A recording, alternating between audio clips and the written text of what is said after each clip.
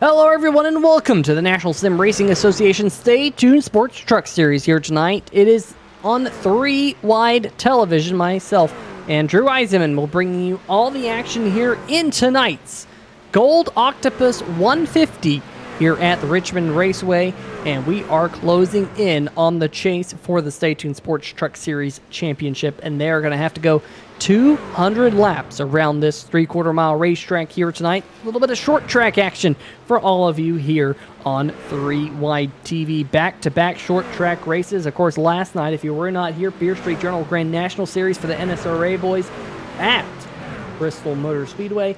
But here tonight, going to be a lot of fun at Richmond. Always lends itself to side-by-side racing, Drew.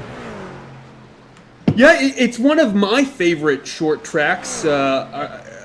Unique, I think, relative to everything that's out there. 0.75 miles, so almost kind of not short tracky, but very much races like one. I know that in ye olden NASCAR days, Richmond was actually the heaviest braking zones that you would have going in, especially to turn 1 and into turn 3. Brakes were always a problem here in the real life stuff. Luckily, in iRacing, you don't have to worry about that as much. You don't have brake failure, boiling brake fluid, or anything like that, but it certainly represents a tremendous challenge for these drivers to go to a track like Richmond, especially given our incredibly close proximity to the end of the regular season. Yeah, that is the case. Of course, short track action, always a lot of fun and always can lend itself with implications.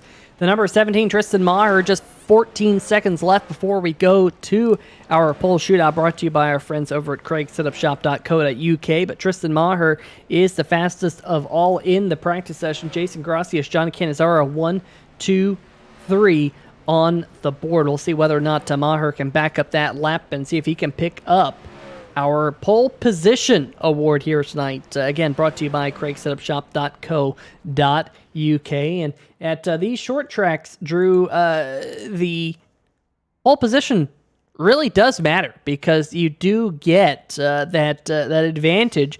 But, of course, you can always see if you can give that up and see if you can go for the extra cash, courtesy of our friends over at Becoming Dr. Mashburn's The Podcast. We'll see whether or not that comes into play here tonight as John Cannizzaro leads us out onto the racetrack here for the craigsetupshop.co.uk pole shootout. And let's see if you can ride on board with the number 12 machine, Drew. Why don't you take us for a lap around this racetrack? A nice high exit for the number 12 of John Cannizzaro, trying to get that good momentum out of turn 4, going down the front stretch. Heavy braking all the way into the corner. Pretty low entry for Mr. Cannizzaro. Normally you kind of arc that thing a little bit more, maybe for 1 lap pace though, keeping it right on the bottom's the way to go.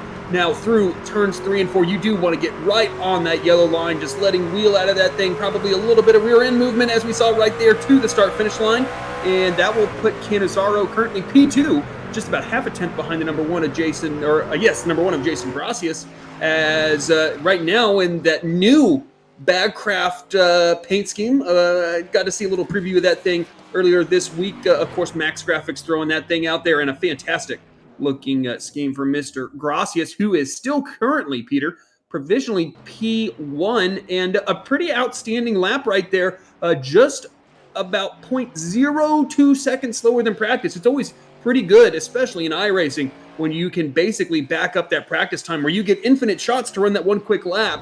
Doing that in a high-pressure situation where you truly only get 1 shot is always something that I always felt good with as a driver when I was able to accomplish that. Yeah, that's for sure. Looks like the live timing and scoring at the top of the screen having problems keeping up here in the qualifying session, so keep your eyes on the drivers at the bottom of the screen to see where they end up in this qualifying session. Want to jump over to the chat. Jeff Johnson Jr. joining us here tonight, saying good evening. Baby girl in the chat as well, so rooting on the number 69 of Johnny Williams. We'll see how Johnny is able to qualify here. Currently has yet to put a time in his Master Millwright machine. There he is, just coming across the start-finish line, and with that run, going to put him 15th out of the 15 drivers so far to take time in his Ford F-150. We'll see whether or not he can pick it up on lap number 2. Nathan Maurer picked it up on lap number 2 in the 971 Simbox Chevy Silverado. He's going to come to a halt. Here's Adam Dama in his number 28 machine right here, working his way through turns number 3 and 4. Coming to the line, can he pick up a little bit of ground? Does not look like it. Actually, no, I take that back. Does pick up a little bit of time on lap number 2. So one of the few drivers able to find a little bit of pace here, Drew, on his second lap. But it looks like, at least for right now, Jason Gracias is going to be walking away with the CraigSetupShop.co.uk pole award. Nick Kessler just had a shot at the pole in the number 88 Taz Racing Customs Chevy Silverado, third on the board. However, for him, looks like he's going to be starting inside the front 2 rows unless anything changes. We have Jeff Price, Jason Shue, Stan Hausman, Garrett Austin, Travis White, Evan Gilbert, Vincent Valvano, and Jordan Shepler yet to take a lap here tonight. Joshua Corner in the number 9 just put in the 16th fastest lap time. He's going to grind it to a halt. But here, Drew, at least with about a minute left, all looking good for Jason Gracias in the number 1 machine. Of course, we do mention that there aren't that many races left into the Stay Tuned Sports Truck Series chase. Well, to be exact, there's only 1 race left. We're going to find out our chase drivers here tonight before the 5-race run towards the championship, which will begin on January 7th. But let's see if we can bring up the point standings entering into tonight's event. There they are. John Cannizzaro with 3 wins atop the point standings. Chris Darling, Jason Gracias, they're all locked in with 2. But this is where it gets very interesting, Drew, because we are at the maximum number of drivers locked in based on wins right now. And if another driver was to lock themselves in with a win here tonight, well, then all of a sudden we have to go to a tiebreak, and points are the tiebreak. So it kind of goes back to a points tally, and could be interesting to see who all makes it in. If a driver who's not already made it to victory lane this year goes to victory lane here tonight at Richmond. Yeah, Peter. I mean, there's quite a few drivers that could shake this thing up. Those 2 at the bottom in 7th and 8th in points, Jordan Shepler and Ben Mashburn, are the 2 most at risk of potentially getting bumped if a driver around them or above them in points is able to grab a victory here tonight. So guys like Nathan Maurer, if he were to win tonight, he would get bumped up in, as he is actually our regular season points leader right now. Just doesn't have a win to his name. Other drivers like Travis White, Matt Cherry, Josh Sobel, all ahead of both of those 7th and 8th place drivers in points. So if they grab a win, they bump Ben Mashburn down, where then he's going to have to fight, or Jordan Shepler. They're only about 10 points apart, which is not a whole lot. So those guys are going to be fighting it out amongst themselves, because whoever's lower than that, if there's a new winner here tonight, it's very, very likely that they're going to get bumped. And so a lot for those guys to fight for between themselves, and a lot to fight for a lot of these drivers out here that don't have a win tonight. Like there are those guys that are fighting for points coming into tonight in those final 2 positions in the points based on points. But that's not to stop guys that are way outside of that running to be able to go up there, grab a win, and then try to snatch a place into that championship chase right before it starts here at Richmond. And Peter, this was always kind of one of my favorite races when they first introduced what was it, the 2004 chase, and kind of that old 10 driver format. Was Richmond was always that fall Richmond race, that September Richmond race was always a race that was really exciting, because you just didn't necessarily know what's going to happen. And I think that what NSRA have done with that, the kind of 2 wild card spots plus the points and the wins locking drivers in, it can be kind of a learning curve to understand it. But once you understand it, I think it's a really cool format that gives a lot of drivers the opportunity to earn their way to fight for a championship. That is for sure. Now, tonight is a Becoming Dr. Mashburn, the podcast event, so we'll see whether or not Jason Gracias elects to start this race at the tail end of the longest line and see if he can gain some extra cash by finishing up inside the top 5 here tonight. But let's see if we can bring up tonight's starting lineup as the field starts to get rolling. On the pole, Jason Gracias does not look like he's going to take that Becoming Dr. Mashburn, the podcast challenge, by starting at the back. John Canizaro Jr. starts second. Nick Kessler, Chris Darling on row number 2. Tristan Maher and Randy Bledsoe on row number 3. Philip Scott, Adam Newton in the number 29 machine in 8th. Doug Neal and Randy Perdue rounding out our top 10. And starting in 11th is Adam Leidy in that number 51 machine. Then Matt Cherry in the number 54 machine. Going to be one of those drivers fighting it out. He will be starting in 12th position. Then it's 13th for Adam Dama. Good qualifying effort for that number 28 machine. Jeffrey Johnson Jr. And 14th, Nathan Maurer, our regular season points leader. Coming into tonight, we'll be rolling off 15th. Then it's Josh Corner in the number 9, starting 16th. Doug Miller in the number 6, starting 17th. And then Fred Lester, Johnny Williams, and not Scott Thompson, because he will not be starting, round out our top 20. Jeff Price, Vincent Valvano back there. Stan Hausman in his number 39 machine. Travis White to his outside.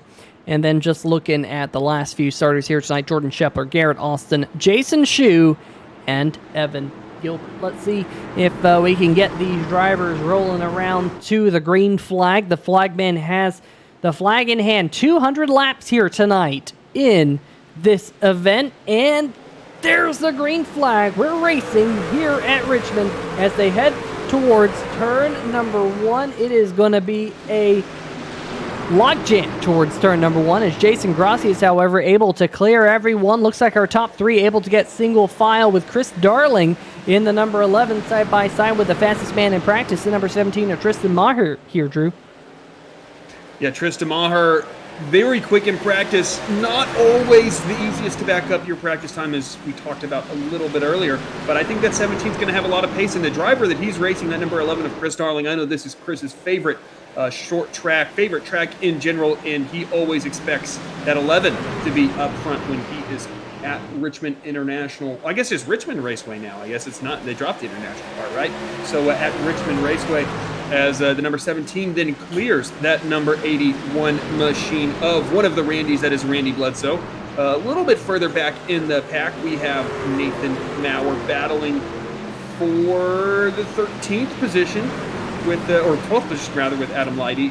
Taking that 12th position away from that 51 machine is Nathan Maurer.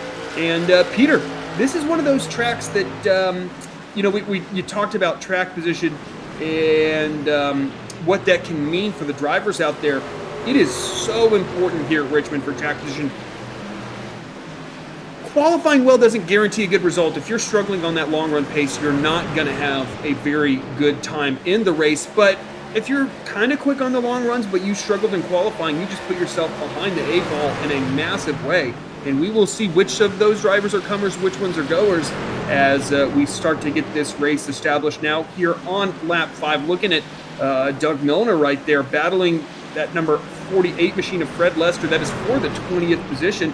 And Peter, the 48 machine a little high on entry, but able to make that exit work. You can really make that high lane work here at Richmond, especially the further into a run that you go. It becomes harder and harder to pass on that inside. Oh yeah, it really does. These tires can get worn down pretty quickly. In fact, let's talk about the trouble spots here at this particular raceway. Let's go on board here with the number 14 of Jeff Price down in the 17th position. The trouble spots that you usually look at here are turn number 4 and turn number 2.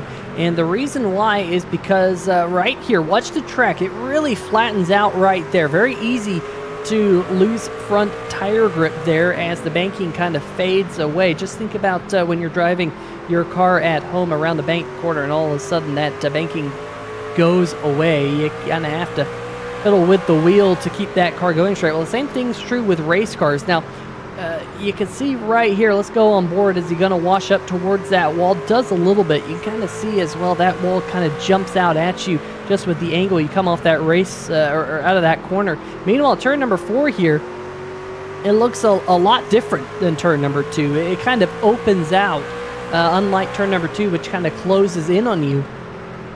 And turn number 4 kind of has that opportunity, Drew, where you can get on the brakes there. Jeff Price almost clipping that outside wall, almost showing us that that's the reason why we highlighted that corner. But turn number 4 here, you can get on the gas really early. Very easy to break the back end of the truck out from underneath you and go for a spin through the infield grass. But it looks like Jeff Price already picking up 7 spots from the drop of the green flag. And speaking of the top 10 and comers or goers, no one inside the top 10 here, Drew, has gained or lost any spots. They are all exactly where they started here tonight. We're 10 laps in, and this man right here, the Stay Tuned Sports number 54 of Matt Cherry, is the first driver to have picked up positions from the drop of the green flag. He has picked up 2, started in 12th, now running in 10th. He's got around Randy Perdue, Adam Leckie since the drop of the green. But still a long way to go here, as now looks like Doug Neal says, you know what, Peter, I don't like that stat. I'm going to try and be the highest place driver to have picked up spots. He looks to the inside here of newcomer to the league, the number 29 of Adam Newton, with that Kevin Harvick throwback to his last few years at Richard Childress Racing in the number 29. Of course, I've raced the number 29. I've raced the number 33 over the years, as I've always been a Kevin Harvick fan since his very first race of his career, at least in the Cup Series, back at Rockingham Speedway in 2001. Had to root for the underdog then. I wouldn't say he's always been the underdog, but he's had a storied career. So I got a soft spot in my heart for the number 29, as you do the number 77, Drew, because that's the number you've run quite a bit throughout your sim racing career. And that sim box number 77 right there of Doug Neal, now up into the 8th spot. Yeah. I mean, I was a big Brendan Gaughan fan, and then when he hopped in that kind of Jasper Penske ride, that was really exciting. And 2004 wasn't a great year for Mr. Gaughan, but just the 77, I've always been a big double number fan. So 77. Not a lot of people run it, and just kind of an aesthetically pleasing design is the 7s to me. So just a cool number. I gotta say, cool to see that kind of retro Kevin Harvick thing. It's on a Ford though, which is kind of weird because I don't associate the 29 ever with the Ford. But hey, I've seen Dale Earnhardt schemes on Toyotas, so whatever. It's iRacing. You can kind of do what you want. But out there on track right now, the 11 of Chris Darling looks like he got into the wall there, Peter, and was running 4th and is now trying to basically hold on to that 8th position there. There's some decent right side damage to that number 11.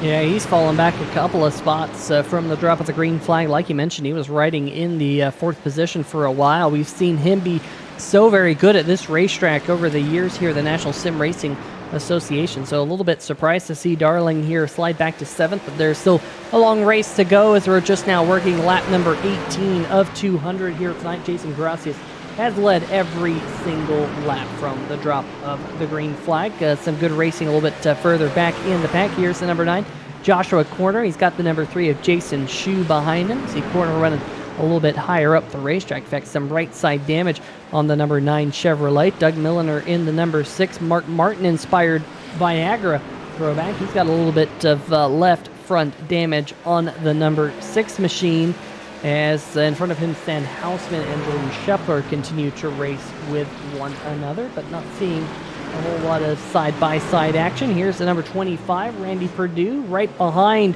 the rear tailgate of the 971 of Nathan Maurer as they head onto the front stretch. And as you can see here, Drew, you kind of click off laps pretty quickly at this joint. Under green flag conditions, 10% of the way through the race pretty much this time by. We're already 20 laps into tonight's event. Looking things off pretty quickly. Let's go check out the chat. Looks like we got Garrett Gleason in the chat here tonight. Garrett, you're not Drew. You're not alongside me. I got to keep you two straight. Riderly Angle in the chat rooting on the number 99 of Philip Scott. Let's go check out Philip. He's up into 6th. Now looking to the inside perhaps here of the number 81 of Randy Bledsoe. This would be for the 5th position. So Riderly Angle's driver here might be making some moves. The National Ninja League Ford F-150 there. Stay tuned. Sports in the chat saying, can we call Flagman first name James, last name Son? Jameson. I'm not sure if you want that pronounced Jameson or Jameson.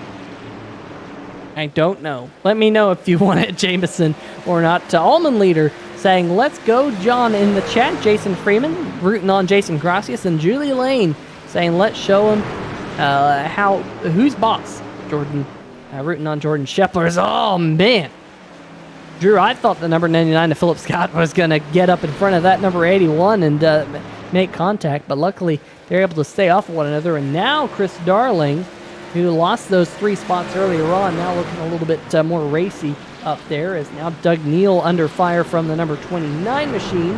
Here, Adam Newton looking back to the inside. Remember, these two got around one another a little bit ago. We were hearing caution flag. Caution flag is out for the first time here tonight. Let's see what is brought out. Our first caution flag here on lap number 23. We're hearing here, Drew, that it might have been Johnny Williams. Let's see what happened here to the 69.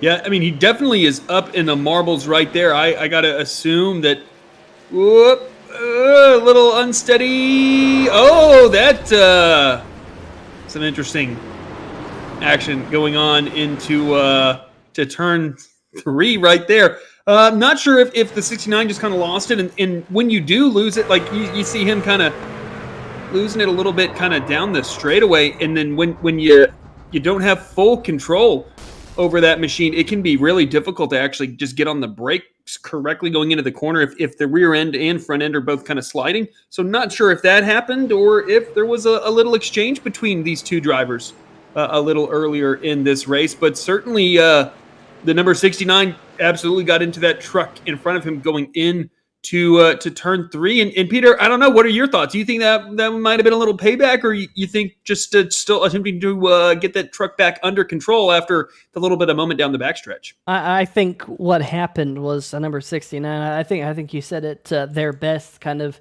at the latter bit. Just watch here with Johnny Williams. I think what happened is he just got a little bit loose out of this corner, kind of got out of his groove. And you see him just kind of steer it the wrong way. And that probably was just enough of a distraction to miss his braking marker off into turn number 3. You mentioned that brakes here at this racetrack are so important. And if you lose your brake marker just a little bit, it can spell disaster for either you or the car in front of you. So I'm sure those two, hopefully apologies sent around, and hopefully they can both get back out there on the racetrack. Allman leader 45, Evan Gilbert in the chat, I believe. So saying, our power is out up here in the Midwest again. I live only 3 miles from the town the tornado wiped out. Holy cow, that's the town in Kentucky, Evan? Is that correct? Or was there another tornado that hit? I know, Drew, we were talking about that last week here on the broadcast about we were hoping all of the viewers in the Midwest were staying safe. We were also talking about what was the Midwest and all that stuff last week. But hopefully you're all okay, Evan, and I assume up there close to that town in Kentucky where the Amazon facility got hit. But hope you're safe, and you might not have electricity, but glad that Wisconsin, just the other day, wow, that's crazy in Wisconsin. There's been so many tornado outbreaks over the past week. It's been pretty difficult to keep up with, and hope you and your family and all your friends have stayed safe, that's for sure. Caleb Godlewski in the chat saying, let's go Team Austin. Thanks for joining us here tonight on 3Y TV. Welcome on in. Sit back, relax, and watch some of the not-so-relaxing action out there on the racetrack. It can get a little bit testy here at times, but the pace car lights have turned off. That signifies that we will be going back to green flag racing here in just under a lap. And Drew, we had some takers on pit road. The top 8 drivers all electing to stay out, but 9th place on back, that would be Doug Neal. Looks like he came down pit road, so some drivers on fresher tires, some drivers just came down to take a splash of fuel. We'll see how it all shakes out when we go back green. Yeah, Peter, going to be interesting to see how this strategy, as you mentioned, kind of plays out right here with the limited sets of tires that these guys have in the race. I'm just making sure that I'm correct in that statement. I am not seeing a tire limit, though sometimes when you are a spectator, you can't always see that. Yeah, so there are 3 tire changes available for total sets during the race. for these drivers. So always interesting because you just don't know what the correct strategy call is as these guys are back racing. A fantastic restart by Jason Gracias, getting a solid lead on that first lap. And now the number 12 machine of John Cannizzaro having to defend from Tristan Maher, who has shown some fantastic raw pace. And I definitely think that, there's all sorts of stuff going on at a turn 2 on that restart. I think somebody got into the wall. I couldn't quite tell who that was. But on these restarts, the 17 gets into the wall off of turn 4, and that's going to give the 12 a really good opportunity. If he drives this thing into turn 1, which he does, he clears Tristan Maher there. Just a tiny, tiny mistake from that 17 cost him in. Peter, we are seeing these guys get really loose out of turn 2 all of a sudden on this restart. I wonder, do you think that cycling of the tires is what's causing this? Because we are seeing a bunch of moments coming out of turn 2. Yeah, and you have to couple that with the fact that some of these drivers towards the mid-pack just came down pit road to add on fuel. When you add fuel to these race cars, it makes the back end of the truck a little bit looser because there's just added weight back there. There's added inertia.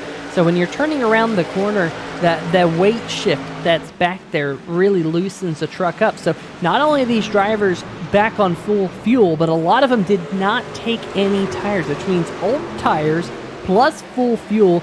That will definitely make race trucks a little bit loose. As we saw another driver back there, I think it might have been Nathan Maurer, the 971 machine. He was trying to race his way into the Stay Tuned Sports Podcast Truck Series playoffs via points.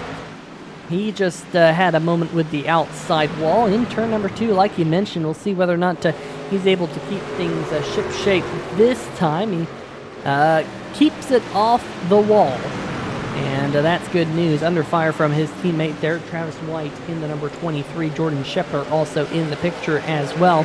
Now, Jordan Shepler, speaking of the number 13, Jordan Shepler was actually in. We'll come back to that as we saw 3 wide just in front of them. That's a little bit sketchy at this racetrack, but they make it work.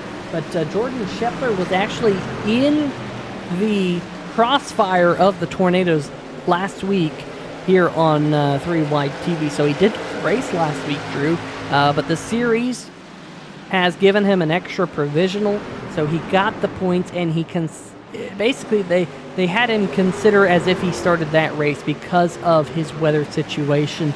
So he is still eligible. He got the win earlier this season. He has 1 win to his name, so he is locked in to the championship. If he did not start the race, he would actually have not been eligible because of the number of starts, but he got that win to start off the season back at Daytona, and by starting here tonight, he kind of locks himself into the chase for the Stay Tuned Sports Podcast Truck Series playoffs. So that's good news for Jordan Shepler. The bad news is he's mired down in the 14th position, but he has picked up 11 spots from the drop of the green flag. First driver to have come down pit road under the one and only caution flag that we've had here in the opening 40 laps or so is the number 14 of Jeff Price, and he's slicing his way up through the field here, Drew. He's up to the 6th position, and considering he started in 21st, that's a pretty productive opening 40 laps for the number 14. Yeah, I would certainly agree. I've been really impressed by the pace that number 14's put out there. You mentioned starting 21st, now running in 6th, trying to get up there and challenge for a top 5 position. Is that number 14 is, again, we are at the Gold Octopus 250 here at Richmond here tonight. So again, thanks for all of the sponsors that make this stuff happen here. Stay Tuned Sports, of course, Brookstone Animal Hospital, MaxGrafix, Becoming Dr. Mashburn podcast, and my apologies if I left anybody out, but of course with these sponsors, they allow this awesome league to continue and do well, and allow us to broadcast it, Peter, quite frankly, here on 3 Wide TV. Now closing in on the quarter mark. It's happened pretty quickly with one caution as the 81, a little bit of a wall off of turn 2, and Peter, that to me, sometimes turn 4 can be the tricky corner exit. Typically at Richmond, it's one of the 2 corner exits that is the tricky part of the track. Corner entry through the center, not too difficult. Center off tends to be the challenge. Sometimes it's turn 4 and you get really, really loose at a turn 4. Sometimes it's getting really, really tight at a turn 2. It looks like turn 2 is the challenge. Do you think these guys are getting tight or loose off of turn 2? Because that certainly seems to be where the majority of moments are happening for these drivers. Well, one thing you can do out of turn number 2 in particular is you can do what a lot of people in the NASCAR broadcasts call snap loose. You can have so much wheel in that truck that all of a sudden when the racetrack kind of falls away from you, the suspension gets light, it unloads on certain corners of the race truck. If you have too much wheel in it, all of a sudden it just snaps on you. It hooks, it grips. And all of a sudden the back end might start to slide around, as we're riding on board here with Nick Kessler, who's having his own problems with a little bit of grip in his Chevy Silverado running behind Randy Bledsoe. So we'll see whether or not we can get an instance of that snap loose for all the folks at home who are watching to kind of understand that maybe a little bit better. We're looking a little bit further back as Randy Perdue in the number 25 racing with Doug Neal. This is a battle right now for the 15th position. Just in front of them is Adam Leichte in the number 51 machine, just up there. In fact, I took that back. Looks like Leichte is currently running one lap down, so not sure how the 51 machine got one lap down. Maybe he had a connection issue or something like that, but he is not on the lead lap at this present moment in time. We'll see whether or not he's able to get one of the Brookstone Animal Hospital Lucky Dog Awards as this race goes on. We're closing in on the quarter race distance here tonight as we're looking at Matt Cherry, who's one of the drivers who came down pit road to take on fuel under that last pit stop. Did not take any tires. Meanwhile, Travis White, I think he took 2 tires on the number 23 machine. He's now raced his way up into 4th. John Cannizzaro has now slid back to 3rd as Jeff Price in the Back Channel Productions number 14 Silverado here, Drew. He's on fresh tires, or at least fresher tires than these trucks around him.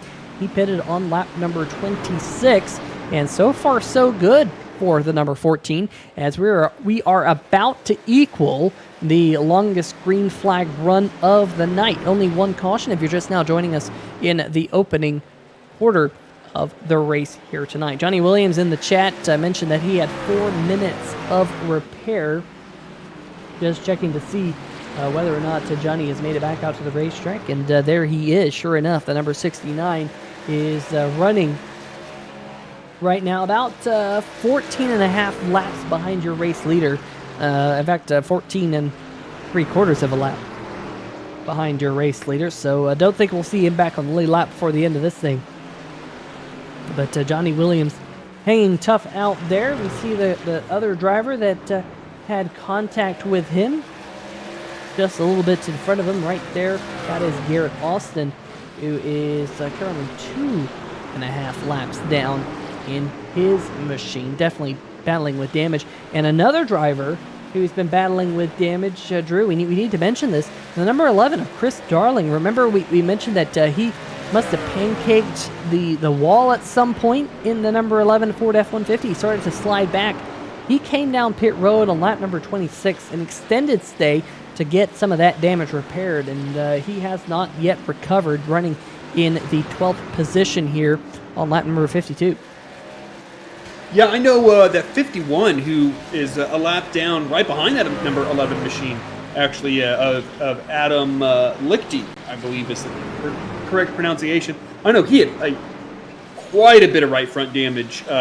Right front tire was exposed on that 51 machine, and I'm sure that maybe he was getting it fixed under caution. Maybe his pace had suffered there for a little bit, but that 51 was definitely suffering with some damage. I got to anticipate that he might have some fresher tires. But yeah, Chris Darling, I don't think he took tires, if I'm not mistaken, in that extended stay there, Peter, although I think he might have wished he had, as that number 14 machine of Jeff Price is our race leader now, Peter, passing Jason Gracias. And if we have an extended green flag run, this 14 is going to be in great shape, because a lot of these drivers are going to be really starting to suffer relative to this 14 machine as this run continues to go on. Already with about a second, probably going to be over a second lead on Jason Gracias this time by, yes, just barely over a second. But he's going to start putting trucks a lap down in fairly short order with these fresher tires now that he's out front. And this is one of those deals, Peter, that we kind of talked about. You never know if your strategy's right and if your call is right until the race starts to really develop. But it certainly seems like if we get a bit more green flag running going in, that I think the 14 is going to be in really good shape, as he was over 0.2 of a second faster than that number 1 machine. And that is absolutely massive at a short track like Richmond. Yeah, and he is continuing to pull away up at the front of the field. So that number 14 definitely out there early on in this race. Still plenty of time for the rest of the field to catch up. But, oh, wow. One of the lap cars there, I think that was Garrett Austin getting into the wall as he got lapped by the 14 of Jeff Price, who was continuing to lay it on the rest of the field. 1 1/4 seconds, but that he might need a new pair of underwear from the Doug Milliner's Underwear Emporium. Speaking of Doug Milliner and the number 6 machine, there he is back in the 16th position, plus 1 spot from the drop of the green flag. So kind of out there, kind of minding his P's and Q's at this moment in time. Let's look at this gaggle of trucks right here. Nick Kessler, the 29, Adam Newton, and Chris Darling now knocking on the rear tailgate of the 29 machine. Yeah, Chris Darling trying to slowly recover. He is, and that number 11 machine is now, the 51. That's typically not something that at least I, when I'm on the lead lap, take too kindly, is when a lap truck kind of shoves their nose into a battle between lead lap trucks and is now kind of getting in the way of this battle as Chris is working his tail off trying to get that track position back. And this whole time, Peter, these guys are just about close to a half a lap down on the number 14 machine of Jeff Price, and battling with this lap truck's only costing them more and more time as the 29 of Adam Newton gets really sideways there and is going to have to give the position to that number 11. And then there is quite a gaggle of trucks right up here, Peter, as that other, I apologize, I can't quite get the number, but the other track that was involved in our first caution is kind of getting involved in there, as well as now we're looking at Matt Cherry and his battle with Nathan Maurer, who Maurer doing another really solid job, kind of like what he's done all season, which is a decent qualifying effort, but then just doing better and better and better as the race goes on. I think there actually might be a little right side damage on that 971 machine, but nonetheless, running in 8th position and really challenging Matt Cherry.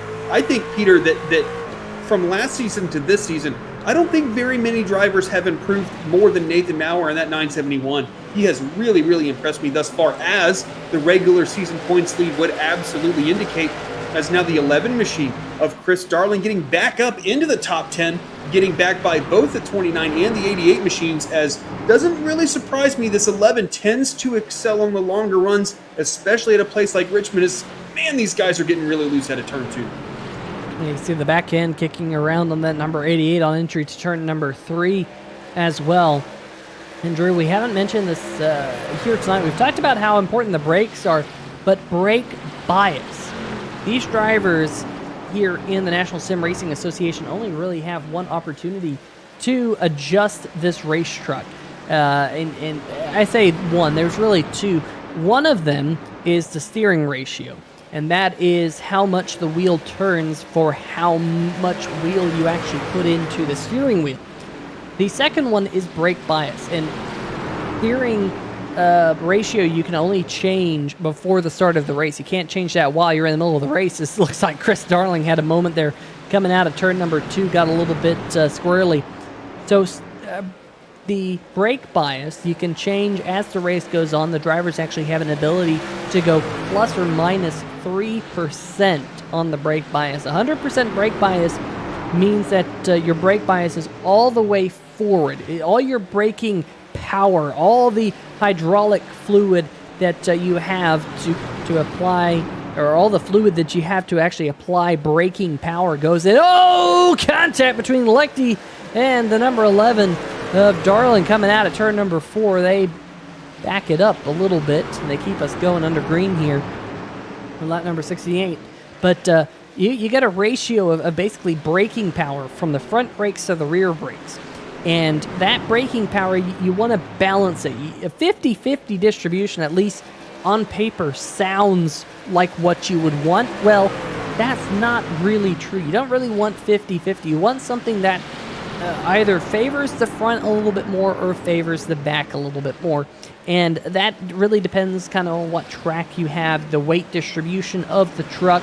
I think here you typically run a little bit more forward as we're thinking about 3 wide on 3 wide. TVS again as the 11 and the 51 again almost make contact. They still are rubbing one another here down the front stretch. I'll tell you what here, Drew. I think Chris Darling's probably had it with the lap truck of the number 51 as they again start to look a little bit squirmy down the backstretch. Looks like Darling finally able to clear the 51. He's going to try and go to work on the number 81 at Randy Bledsoe in front of him. I think I might have said the 81 twice there, but the 51 of Adam Leichte is who Chris Darling might be a little bit fed up with. Now he's going to battle with that number 81 here for 9th. But going back to the brake bias situation, Drew, front brake bias will cause the race truck to be a little bit more stable on the brakes, but won't turn as well. If you have the brake bias a little bit further back, it will help the truck turn on entry to the corner. The problem is if you get a little bit of rear locking, your truck will spin around very quickly.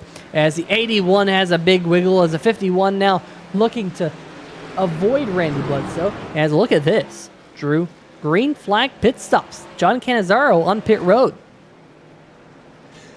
Yeah, interesting. I mean, I got to imagine these guys could have made it to lap 100. I mean, maybe you don't need to if you can make it from here. But is certainly a short pit from the number 12 machine. Going to be interesting how this works out. I got to anticipate that the number 14 is not going to utilize this short pitting like the other drivers will. As actually Jason Grossi is caught back up to this number 14 machine. Is now they are truly in lap traffic right now, Peter, and that has really closed things up. But yeah, kind of as you were talking about the brake bias, oh man, we're just having some guys get really loose out there. I would think that these guys are probably running between 62 and 68 front brake percentage. So that means the 68% of the brake and a 68% brake bias is on the front end versus a little bit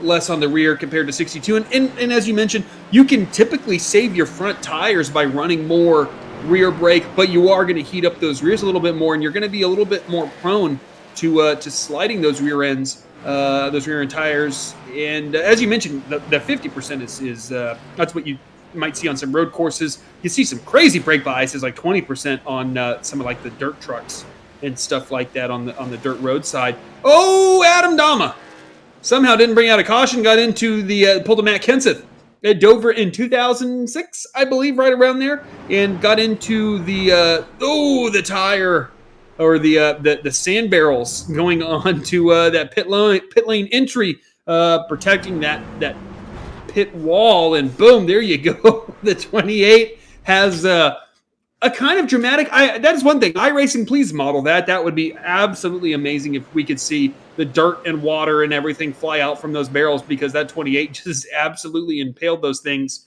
Luckily, once again, that this is sim racing and not real life, because that would be a pretty painful accident. I believe we had a driver in next gen testing. I think it was Tyler Reddick, if I'm not mistaken, actually kind of do something a little bit similar. He was a little bit more sideways, but always a pretty spectacular wreck when those pit entry barrels get impacted. But the 14 staying out.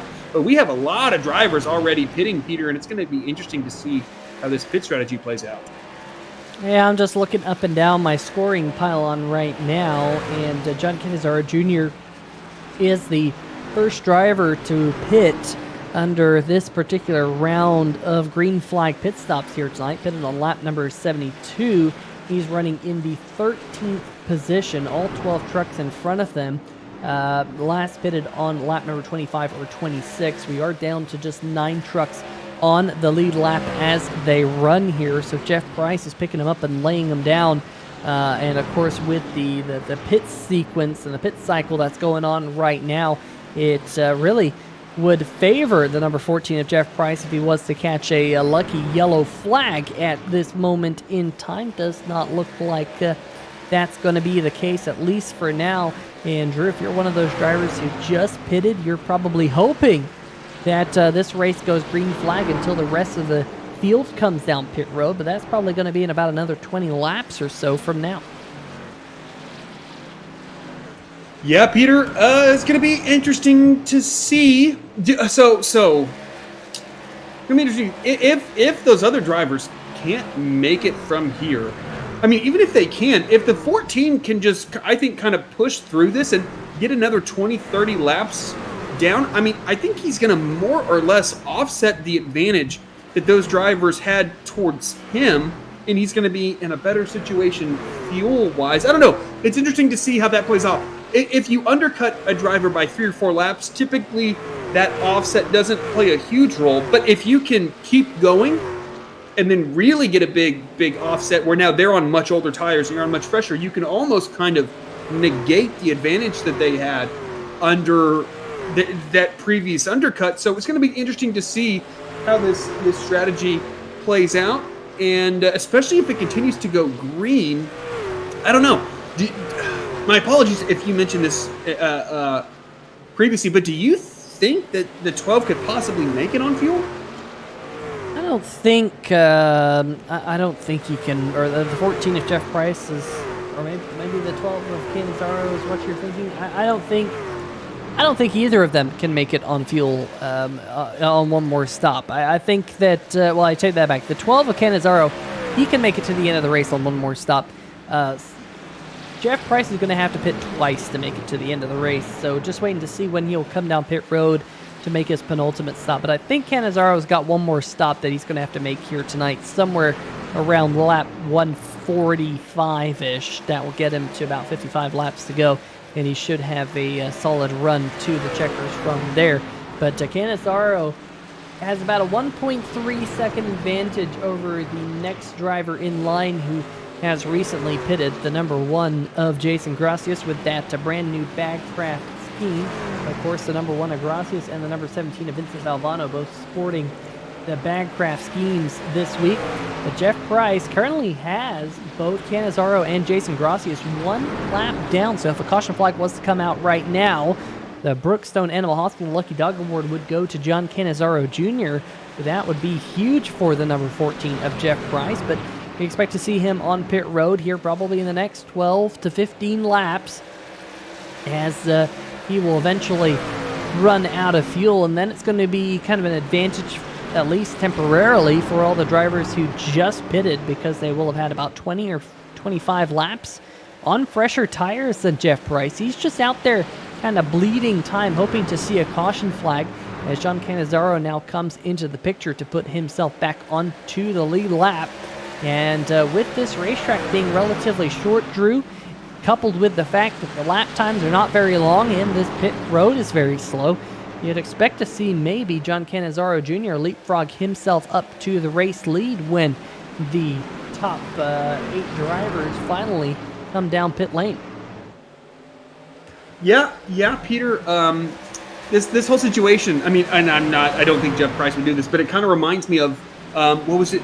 Johnny Sauter in the yellow trucking Dodge. Oh, as the 12 and the number 6. Almost get into it right there. Of Johnny Sauter and the yellow trucking number 1 Dodge Charger back at Gateway or Milwaukee or one of those tracks in like 05, 06 when he basically pulled what Jeff Price is pulling, but then kind of intentionally dumped a lap car in the Busch series back in the day and caused a caution and just set himself up to just dominate the rest of the race because he was the only truck on the lead lap. Now, of course, that is not the case for Jeff Price, but you can sometimes get into those more nefarious strategies, and it'd be interesting to see if that were to happen. But I don't think that Jeff would do that, but sometimes stuff does happen and it works out to your benefit. Is now we are really rapidly approaching the halfway point, Peter, and I think that this race I don't know if you can hear that, but that's a knock on wood. It's going by much faster than I anticipated. Richmond is typically a track that is really difficult to keep it green, especially like they've been able to do tonight, as the 28 of Mr. Adam Dama kind of showed during green flag stops. It's a really tricky pit entry as well. But so the number 12, kind of as the trucks have pitted and as they run right now, I think he would inherit the race lead over Jason Gracias, although that number 1 machine is just right there in the picture, only a couple trunk lengths behind, but with that 29 truck separating the two. But, Peter, I don't know. If the 14, who's coming down pit road, Jeff Price coming down pit road right now, so I definitely don't think he can make it from here. I think he would have tried to stretch it to lap 110 or so if that were the case. But it's going to be a really short stop for him in that final segment, maybe just taking right side tires. It's going to be interesting to see where he comes out on track and then how much pace he has relative to those trucks that have kind of undercut him. It's just kind of an interesting strategy call, and it's going to be interesting to see exactly where this number 14 machine comes out as Travis White now our new race leader. Yeah, Travis White cycles through to the race lead as this round of pit stops probably finally reaching its end with the number 14 of Jeff Price coming down pit road. Now we got another couple coming down pit road. Matt Cherry in the number 54 machine coming down. Chris Darling in the number 11 Taz Racing Customs Ford F-150 going to come down. And, of course, as we always do here on 3 Wide TV, we always watch the pit stops of this driver right here in the Gold Octopus 200 here tonight. Big shout out to the Gold Octopus for all their home decor that they put on. And looks like Chris Darling has found the golden horseshoe or something, finally finding his pit stall here. He's definitely gotten a lot better at that this season. But Travis White continues to lead the race. There goes Doug Milliner in the number 6 machine to his inside. Milliner gets himself one of his laps back as they run right now. Milliner he scored 2 laps. Well, I say 2 laps. 1.9 laps down. How about that? Almost 2 laps down. But we do expect to see the 23 peel on to pit lane. And as I say that, coming on pit road right now behind the number 48 machine. That is, of course, driven by Fred Lester here tonight. Lester coming down to his pit stall right about now. And that pit crew will go to work. So Nathan Maurer is the last driver to come down pit road to make his second pit stop of the night here under this pit cycle. He's going to make it to at least lap 102. How far can he stretch it? We will find out. Got the number 81 to his inside right there. That is the number 81 driven by Randy Bledsoe. Gets himself back on the lead lap. Is Nathan Maurer going to look to come to pit road? Yes, he does. So the 971, hopefully he misses those tire barriers or water barrels or sand barrels, whatever they are, there at the end of pit road. Does so.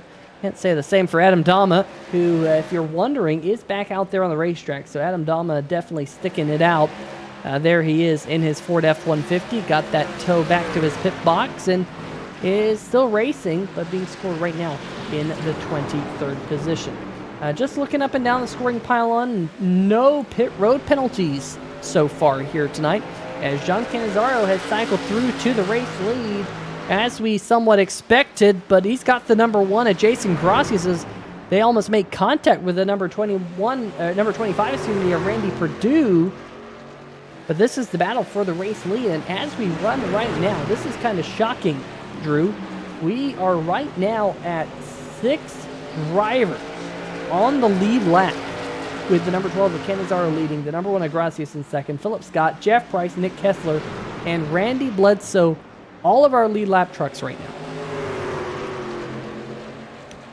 Yeah, Peter, it's going to be fascinating to see how this plays out as the number 12 and number 1 machines battling right here. The 1 does have a little bit of a tire advantage, but as we've talked about, it can be so incredibly hard to make that bottom lane work, especially on some more worn tires, though I am certainly keeping my eye out on the 14, who, by the way, Peter, came out in 4th position. So still not a bad strategy move by that number 14 machine. Is 6 trucks on the lead lap at this point.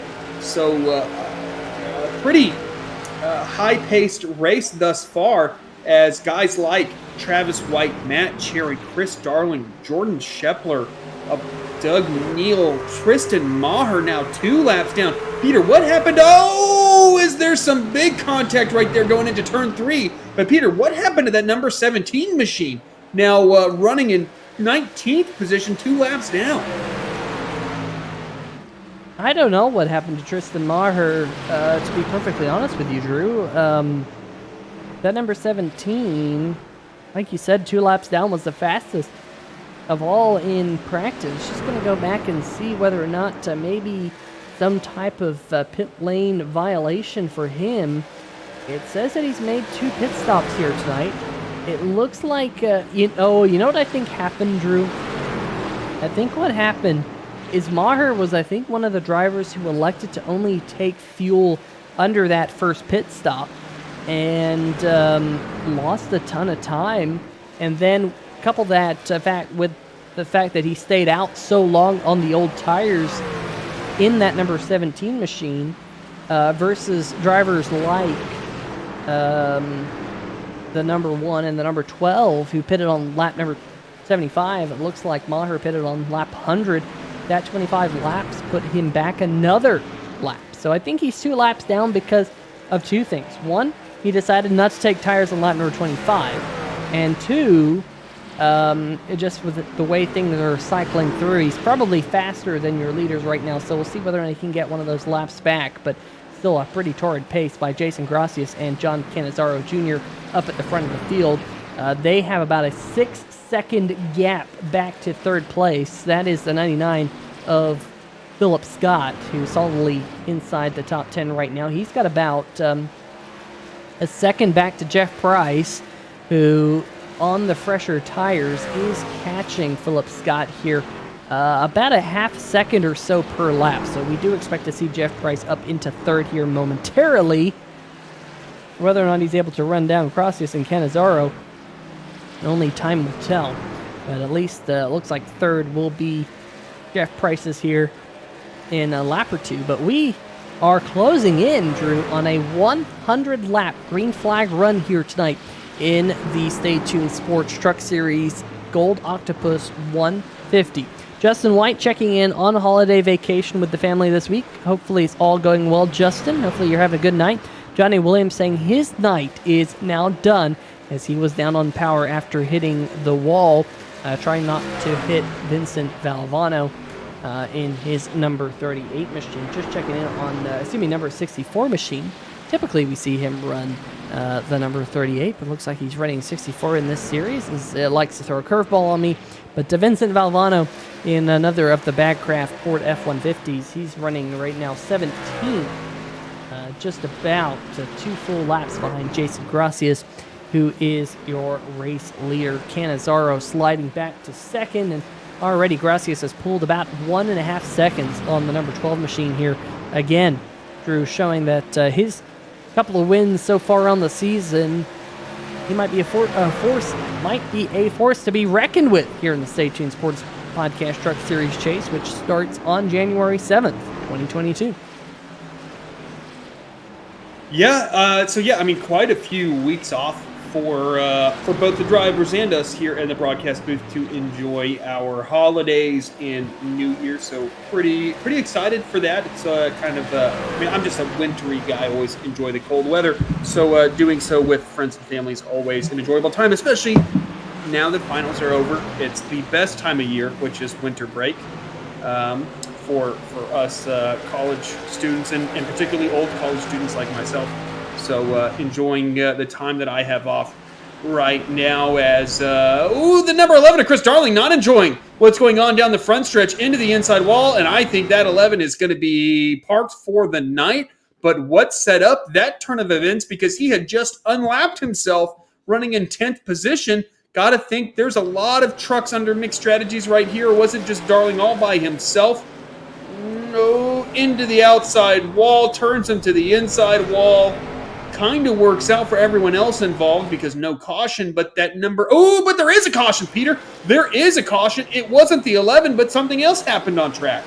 Second caution flag of the night. We're hearing that it involves the number 81 of Randy Bledsoe. 3 wide off towards turn number 1. There's contact right there between Travis White and Randy Bledsoe. And hopefully that's not a significant amount of damage, but the number 81 is going to grind to a hold out there on the racetrack. That is just enough to bring out the caution flag here. We do think that we're going to get our first Brookstone Animal Hospital Lucky Dog Award here tonight. We're thinking that it's going to be the driver of the number 39 machine. We'll see whether or not that is the case, as we'll see if he gets waved around the pace car. But we expect to see the whole field coming down pit road. We're currently at, I think, 8 trucks on the lead lap. That should be 9 here, assuming looks like Stan Houseman gets waved around. Gracias is on pit road, and sure enough, there's our first Brookstone Animal Hospital Lucky Dog Award winner here tonight. The number 39 Beer Street Journal.com F-150 right there. If you have not checked out BeerStreetJournal.com, a great sponsor here in the Stay Tuned Sports Podcast Truck Series, sponsor of the Beer Street Journal Last Call. If you have not checked them out and their website, make sure you do so here tonight. Check out all of the craft beer news across the United States of America. They have a Facebook page as well if you wish to follow that. But there's a link in the description to BeerStreetJournal.com. If you don't want to type it in, just click that link.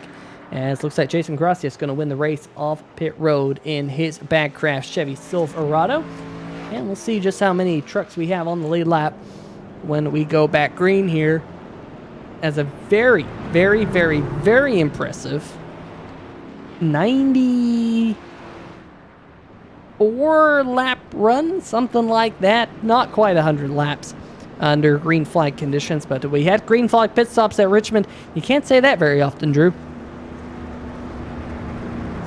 Yeah, I mean, sometimes you can, but a lot of times you certainly can. Is I think what we just saw can happen quite a lot as the run, or as these races go on. As we are 3 wide under caution, interesting stuff going on right here. But I mean, we saw a lap of kind of chaos. But to shout out Beer Street Journal, I got to say, during tonight's broadcast, enjoying a really outstanding beer by my favorite Austin brewery, Pint House Brewery, called Training Binds. Kind of a weird name, but whatever. Good old IPA, a bunch of citrusy notes, then some piney notes later on. Absolutely fantastic. If you're an IPA guy like I am, highly, highly recommended.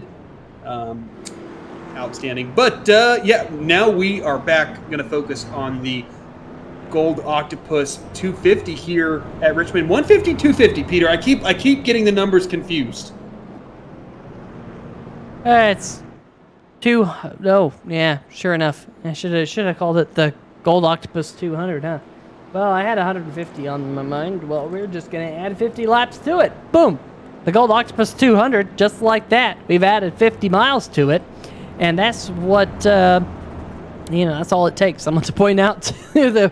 okay, let's take this back. It was technically kind of right, because it's 150 miles, 200 laps, but usually on a short track you go by number of laps, so I don't know, I guess we could call it the Gold Octopus 150/200, whatever you want to call it. I don't know. Well, maybe the chat will decide whether or not it's a 150 or 200 here tonight. There was nothing official given to me, so I just usually go with 200 because it's 200 laps and it's a short track, and that's usually the nomenclature that NASCAR uses. But which do you prefer? I'm curious to know. Do you prefer miles, even though it's a short track, or do you prefer laps on a short track? Guess we'll only find out. They like bigger numbers, I think NASCAR does. Meanwhile, the pace car's headed down pit road. We're going green on lap number 125. We will be 5/8 of the way through this race here next time by, and we're already back to the caution flag. How about that? We're hearing there's a wreck in the back of the field. Let's see if we can see exactly what all happened here to bring out the third caution flag of the night. I think we only made it about 10 feet. As I think these drivers towards the back of the field were hustling to try and get caught back up. And the number 25 machine went around. You can see he goes around right here. We'll put it in 3 wide TV slow-mo.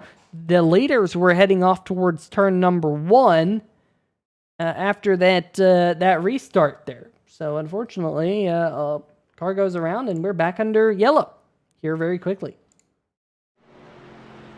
Yeah, I mean, that's kind of, I mean, not that particular incident, but just how rapidly the cautions have come out is kind of more, I think, what I would expect when we come here to Richmond Raceway. And I think, Peter, this is one of those tracks that, especially when I was a younger racer, I was not a huge fan of. I mean, especially in like the old COT days back when you had, you know, those 900 horsepower screaming V8s, quasi F1 engines. But just, you know, 5+ liters in displacement.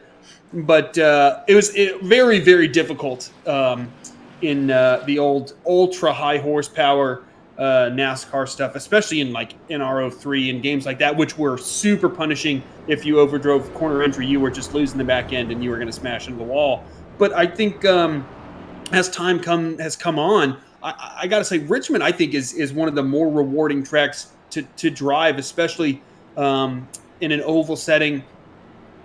It really rewards patience, but also consistency and just being able to maximize your effort lap after lap after lap. I think this track, quite frankly, comes alive in the 87 cars.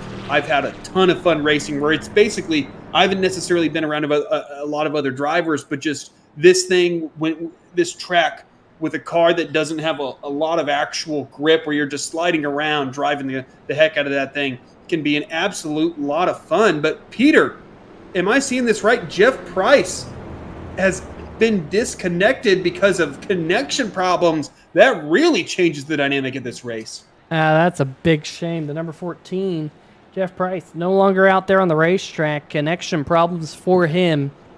And he's going to shuffle his way back through the running order, already being scored several laps down. We'll see whether or not he can get back out there on the racetrack, but that is bad news for Jeff Price here tonight. I absolutely hate to see that from a driver who did so strong in the early running here at this fantastic racetrack that we call Richmond Raceway. We call it, of course, Richmond International Raceway because that's what it was formerly known. They dropped the International, and probably quite rightfully so, because looking up and down the scoring pylon, every single driver in tonight's race is from the United States, or resides at least in the United States of America.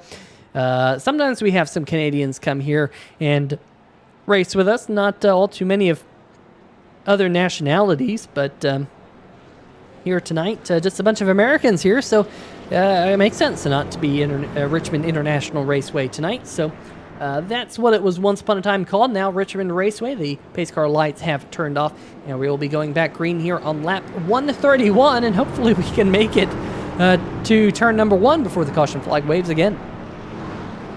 Yeah, Peter, here we go. We are lining these drivers back up. And Jason Gracias, once again in the race lead, started on pole. Our top 2 started in the positions that they're running at. And Jason Gracias doing a fantastic job tonight, just managing the strategy, managing his pace, and now managing this restart is another good restart for that number 1 machine. Looks like Canizaro's trying to make a move to clear that number 54 of Matt Cherry, but no luck thus far there. Canizaro goes. So, caution already, Peter. Caution back out.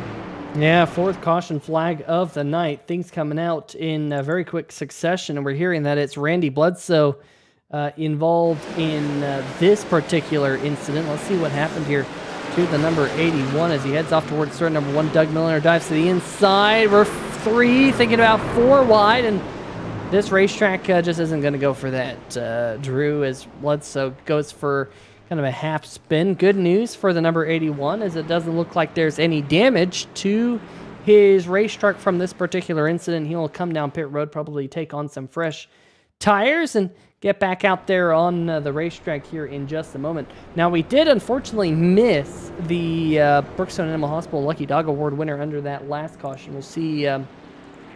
I think there you go. That answers that question. Under this caution, it's going to be Vincent Valvano in the number 64 machine, who gets himself back onto the lead lap. So Vinny in the Backcraft Ford F-150 right there will be now the 12th driver on the lead lap as our number of lead lap drivers continues to increase with these Brookstone Animal Hospital Lucky Dog Awards that keep getting handed out. If you're in the greater Atlanta, Georgia area, make sure to check out our friends over at Brookstone Animal Hospital, the sponsor of the National Sim Racing Association Lucky Dog Award here in the Stay Tuned Sports Podcast Truck Series. And speaking of Stay Tuned Sports, we got them in the chat here tonight. Link to their Podbean in the description if you want to go listen to their podcast and get all the great news about sports that is going on here. And you know what, Drew? I have a YouTube TV, and YouTube TV here tonight might be dropping the ESPN channels. So the only place that I might have to go find out what's going on in the wide world of sports might very well be Stay Tuned Sports Podcast. So if you're in the same boat as me, make sure to check out their Podbean link and hit them up because they're a great sponsor here in the National Sim Racing Association. They're also a sponsor of our third place truck right now, the Stay Tuned Sports with Jimbo 54 of Matt Cherry. Yeah, I mean, that's kind of, I mean, so it's brutal and it's not, hey, I don't really watch a lot of stick and ball sports besides college football, which Quinn Ewers, what's going on, Quinn Ewers, hook 'em. That's all I'll say about that. But, yeah, I mean, college football, F1, motorsports in general, luckily off-season, so hopefully YouTube and Disney can figure that stuff out before the racing season starts once again, basically, I guess, technically January with the Daytona 24, but really in earnest in February and March. So it's kind of a good time for, I guess, especially us UT fans, because we're not going to do a bowl game. But so not a bad time for them to kind of figure that out, which they hopefully will do. They tend to always do, as we are on lap 135 of 200. And Peter, that 200 number sounds, especially given my understandings of last night's race, that I just decided, you know what, we're not in the mood to do Bristol, so we'll avoid the frustration that can come with that track. And only 150 laps last night, and a shorter track. Tonight, a longer track by a quarter of a mile and 50 more laps. But we have clicked these laps on by up until the last series of cautions. But trying to get this thing back going again. And Peter, all it takes is about 20 laps to me. About 20 laps, and then you can start to get a green flag feel. But getting to those 20 laps, especially the further on a race goes, can be more and more of a challenge. That's certainly the case. Cautions can breed cautions that make races that were once short, or at least seem short, quite long. But we are back to green flag racing. Hopefully we see another long green flag run all the way to the end here tonight. As Jason Gracias is cleared, John Canizaro, Matt Cherry side-by-side with Philip Scott, was side-by-side with Philip Scott as the 54 now clears the number 99. Here we go, side-by-side, Stan Hausman and the number 88 of Nick Kessler. Hausman, after getting that Brookstone Animal Hospital Lucky Dog Award, climbed himself up towards the top 5, but looks like Kessler going to take that spot away. Meanwhile, side-by-side right back behind him, Nathan Maurer, Jordan Scheffler right there. Let's go on board here with the number 77 of Doug Neal, as he catches this good side-by-side action right in front of him. You got a sense of the speed there in the bottom right-hand corner of your screen, down to about 100 miles an hour through turns number 3 and 4. Got a little bit sideways coming out of turn number 4. We mentioned that it's very possible as you get the power down. The rear tires don't hook up there very well, and you can get that little bit of wheel spin.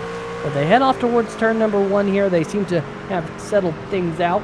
Looking out back of the number 77 of Neil, who rides in the 9th spot. Ironically, exactly where he started here tonight. There is some side-by-side action that you can see a little bit further back in the pack. Let's see if we can catch up with some of those battles going on right now with some of these drivers who, believe it or not, Drew, are not on the lead lap. These are all drivers 13th, 14th, 15th, just off the lead lap and battling for that Brookstone Animal Hospital Lucky Dog Award. Is the 81 of Randy Bledsoe again in trouble. He's down in the inside grass, comes back up there on the racetrack. This time, no caution flag for that. We will stay green flag, but oh my goodness, things starting to look a little bit sketchy, especially in this group right here that you see. This is, again, the group battling for the Brookstone Animal Hospital Lucky Dog Award. Yeah, and sometimes you get more aggressive racing back with those lap down trucks when they're battling for that spot because, quite frankly, if it gets a little messy, then someone gets the Lucky Dog Award. And number 2, there's there's quite a bit less to lose when you're one of those trucks that isn't on the lead lap, that is battling to get back up there. And so the aggression levels can typically ratchet up a little bit more than when you're battling for the top 5, when you're not quite as willing to have the worst possible outcome potentially happen. As it looked like there was a truck maybe in the wall on the backstretch there, as we are rapidly closing in on 50 to go, as that number 1 of Jason Gracias. It feels like all night the 14 might have had track position. The 1 might not have led all these laps, but it sure feels like Jason Gracias has had the pace of the vast majority of this race of the field, that he has been the guy that you are going to have to go out there and beat. And that is kind of what that number 12 I believe the Bud Moore Budweiser scheme that ran in the 80s and 90s with one Bill Elliott. That number 12 really applying pressure now, going down the front stretch, making a move, going into turn 1 on the bottom. The number 12, John Canizaro, I think for the first time tonight, attempting to take the lead away from the number 1 under green conditions, though the 12 got a little bit loose coming out of turn 2. The 1 keeping it right on the door of that number 12, and caution is out. Who will iRacing give the racing to? It will be the number 1 of Jason Gracias, but Peter, another caution. Yeah, and it looks like Randy Bledsoe's bad night continues in the number 81 Chevy Silverado. Let's see if we can see what happened here to Randy. He goes off into turn number 1, back end, sticks out under braking, and pile drives it into the back, and gets clipped there by Jason Shue coming on through. And it looks like Randy Bledsoe is just going to park it on pit road. Let's see if we can see. He had problems, Drew, in turn number 3 and 4 as well. Might have actually overheated the tires and just lost all that grip. Got on the brakes here. Probably had a lot of rear brake bias in it and tried to save it, but it was just too late. And bam, hard into the outside wall. And there's that clip from the number 3 of Jason Shue coming on through. So definitely not the night that the number 81 machine was hoping for. As we are back live pictures here, as it looks like the number 25 of Randy Perdue is going to be our Brookstone Animal Hospital Lucky Dog Award winner under this caution flag. Just 53 laps to go. We'll probably have a 50-lap shootout. When the green flag comes out in the air, I believe this is caution flag number 5. We made it through the opening 120 laps or so with only a single caution, but 3 or 4 here now in the last 30 laps or so. Unfortunately, cautions breeding cautions as the intensity of the race picks up, but 25 here, Randy Perdue becomes, I believe, the 13th different driver on the lead lap. When we go back green flag here shortly, you see a couple of these lap trucks coming down pit road. Randy Bledsoe still sits in his pit box, I should say. Randy Perdue coming down pit road. Joshua Corner in the number 9 is sitting in his pit box here. Jason Shu is in his pit box. But one thing I wanted to mention here, Drew, is the fact that, yeah, we've had a couple of caution flags. Between now and at least lap number 120, which was the last time Jason Gracias came down pit road. But we saw a couple of the trucks go 75, I think some of them might have stretched it to 80 laps or so, maybe just barely, on fuel when we had that long green flag run. I'm not 100% certain. Granted, we've had these caution flag laps, which is definitely going to help. But I'm not 100% certain, especially if we get a Beer Street Journal last call here tonight, whether the number 1 of Jason Gracias can make it to the end of the race on fuel from here. Also to note, we saw about a 30-lap tire differential earlier in the race when Jeff Price was on fresher tires. And unfortunately, Jeff Price not out there on the racetrack with his connection problems about 25 laps ago. But we saw Jeff Price with 25-lap fresher tires, then Jason Gracias, and get the race lead. Gracias last pitted on 120. We're on lap 150. That's 30 laps. That's kind of a similar tire differential. I'm surprised we didn't see more drivers come down pit road under this caution and take on tires. Yeah, Peter, I'm really, really with you. Especially, I think Jason Gracias is kind of in a box. You just don't want to give up the race lead when you're the race leader, especially when you can dictate these restarts like Jason is able to do right now. But I think if you're one of those drivers, if you're 8th on back, I think if you're Doug Neal on back, and I'm sure that not zero of these drivers did pit, but I think taking tires seems like a no-brainer right here. You still probably have one set left as Jason Gracias gets another good restart. Philip Scott had some pretty severe tire spin coming out of turn 3. I think that's going to allow the number 12 of John Cannizzaro, as long as he drives that truck sufficiently deep into turns 1 and 2, which he does. There we go, 1, 2, 3, running 1, 2, 3 on these restarts.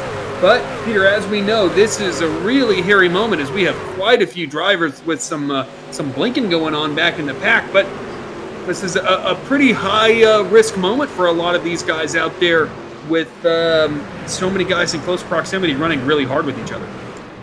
Yeah, Philip Scott able to get down in front of Matt Cherry, who's side-by-side with Jordan Scheffler. Scheffler now under fire from the number 88 of Nick Kessler. There is the number 88 Taz Racing Customs Chevy Silverado on the inside of the hard luck number 13 of Scheffler. Good run for Jordan Scheffler. I know we had some Jordan Scheffler fans in the chat kind of at the top of the show, just checking in. I think that was Julie Lane, I think, in the chat, rooting on Scheffler here tonight. So far, a good run for the number 13 machine. Garrett Gleason back in the chat. Jeff Price. Oh, no, Jeff Price. Drew, Price messaged and said that he got a PC update and Windows restarted his PC. That is so painful, Jeff. I'm sorry to hear that. Things that sim racers have to deal with that you don't have to deal with in real life. Although I will tell you that there have been endurance races won or lost by cars having to do a full system reboot. But that is really unfortunate there, Jeff. Hopefully you can get all things shipshape for next week, as it looks like the number 13 of Jordan Scheffler all over the back bumper of Nick Kessler, but Kessler able to clear him, now up into the top 5 tonight. Yeah, and some pretty outstanding racing going on here. I think Nick Kessler, he certainly had quite a bit of pace in practice, quite a bit of pace in qualifying. Not necessarily done as well in the race, I think, as he thinks he could have and should have done thus far. As, man, John Cannizzaro is just hounding the back bumper of Jason Gracias. And now making a potential move into turn 1, not quite. I think the 1 really drove it on in there. And that's another thing, Peter, that that high lane allows you to do here at Richmond. You can just drive it in deeper. You have a lot more real estate to work with. If you wash up, it's not as big of a deal. You can just do a later apex. And that outside lane, especially for me, Peter, in turns 1 and 2, provides quite a bit of additional options where if you're on the inside, you're so squared off as far as what you're able to do line-wise through the corners that I think through 3 and 4, you have a little bit more options, especially considering how open the exit is through 3 and 4. But 1 and 2, it's so hard to make that bottom work. Yeah, that is for sure. It is not an easy racetrack to get everything kind of all sorted out, but looks like right now it is Jason Gracias. And folks, I do apologize if the Kansas City Southern SD70 ACE in the background is causing some problems for all of you. Hopefully you can't hear the train horn from where you're sitting in the world, but we get one train every Friday night that rolls through during this race, and it's led by Kansas City Southern this week. But right now, just about 39 laps to go as they go across the start-finish line. And Drew, we saw this battle for the race lead between these two, Cannizzaro and Jason Gracias, before the last caution flag came out. They were side by side. iRacing gave that lead to Gracias, who by far has led the most laps in his MaxGrafix Chevrolet here tonight. But Cannizzaro, he's not backing down, and we call him the wild child because he puts up a fight. Meanwhile, do want to highlight that the number 51 machine has possibly had some issues. Let's see if we can figure out what had happened to the number 51. Oh, wow. Just got the back end of that. Let's see if we can back up that tape just a little bit. Got loose coming out of turn number 2, and oh, man, that is hefty contact for Adam Leichte in that number 51 machine. He rolled it onto pit road, and he has called it a night. That did not bring out the caution flag, as back out there on the racetrack, we still got this epic battle for the win going on at the front of the field. Yeah, John Cannizzaro not letting that number 1 get away, and the number 99 of Philip Scott also not letting these two out in front really, escape his ability to possibly shape the outcome of this race as Stan Hausman and Nathan Maurer battle for 6th position right here in that Beer Street Journal scheme, which, by the way, the number 39 is probably my favorite scheme on the track. The black and white, the contrast, really, really great looking number 39 machine out there. Nick Kessler out in front of him, Matt Cherry in 4th position. So you can see how close 4th, 5th, 6th, and 7th positions are right here, Peter. It would only take a small slip for one of these guys to really change how this race might turn out. And Stan Hausman there, Peter, I think you see where the source of his pace is right now, is he's one of the few drivers that took fresh tires and now has a pretty solid 17-lap tire advantage over those guys around him now. Quite a few of those are obviously under caution, but it only takes 5, 6, 7 laps to have a pretty significant tire advantage over those around you, like we're seeing Stan Hausman now, potentially now clear for taking that 5th position, is that number 39 machine. Yeah, so Stan Hausman, we'll see if he can run down some of these drivers in front of him. But like I said, Drew, I'm surprised we didn't see more drivers come down pit road under that last caution. I really am surprised. Stan Hausman was one of those drivers who did come down pit road, and now we're going to have to watch his relative pace compared to our race leader. Last time by, he was a little bit slower. We'll see what it's like this time by. A little bit faster that last time by than Jason Gracias. He's kind of not exactly close to our leaders. He's still, at least by my math, about 3.5 seconds behind Jason Gracias as we run, but if he's a 10th faster a lap, if not maybe 2/10 faster a lap, it doesn't sound like a whole lot, but over 31 laps, which we still have left in the show, if it goes green flag to the end, Stan Hausman, who just got past the number 54 of Matt Cherry, a very much a fan favorite winner back at Talladega last season, could he punch his ticket into the chase for the Stay Tuned Sports Podcast Truck Series? Because remember, Drew, that's how he qualified for the championship chase last season. Of course, it was kind of a knockout playoff system that we had last season. This season, more of a chase. But Stan Hausman very popular winner last season at Talladega, and this year at Richmond, going a little bit off strategy here in the Gold Octopus 200, looking at possibly having an opportunity to run down the trucks in front of him. Only time will tell whether or not that happens, but I really like the call there by Stan Hausman. He's up to 4th. Yeah, I agree, and actually I think if he can weather the storm for 12, 13 more laps and then get a caution with lap 85 at 200, I don't think anybody pits with 15 to go here, with the exception of the guys towards the very, very back of the lead lap. So I think that's actually kind of what he wants to see. If he can't make a bunch of time up between now and about 10 laps from now, I think at 39 wants to see a caution and then have a significant tire advantage over the guys in front of him, as he's just about a 10th of a second quicker than the number 1 that last time by is. Now looking at the number 33 of Jeffrey Johnson Jr. running in the top 10 now, back to our race leader, Jason Gracias. About a half a second race lead over John Cannizzaro, with a further second behind is that number 99, our third place driver, Philip Scott. Going to be interesting to see where Stan Hausman scores this time by. No big discernible difference between the 39 and the number 1 this time by.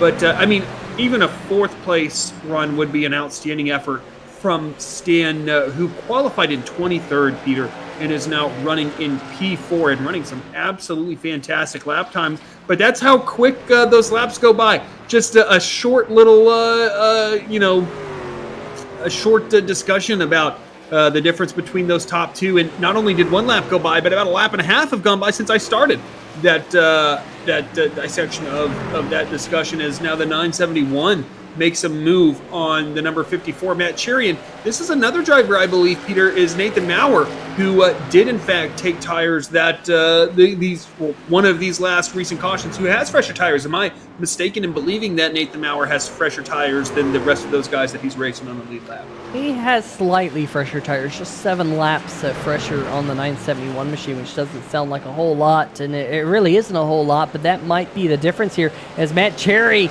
comes up on some slower lap traffic. That is the 34 of Garrett Austin, who Nathan Maurer going to use to his advantage there, uses a little bit of a pick, and Maurer now slides himself up into the top 5. How about that? A good recovery for that 971. He has that right side damage really since the drop of the green flag. Meanwhile, looking at Stan Hausman, he's got some lap traffic between him and a couple of the trucks in front of him. But more importantly here, Drew, it doesn't seem like the gap to the lead is really coming down, but definitely the gap to second and third. And if the number 1 of Jason Gracias is potentially maybe a little bit short on fuel, things could work out well for Stan Hausman. Only time will tell. I think my gut feeling is Gracias is going to be close, but I think there was enough caution laps that he's going to be good on fuel.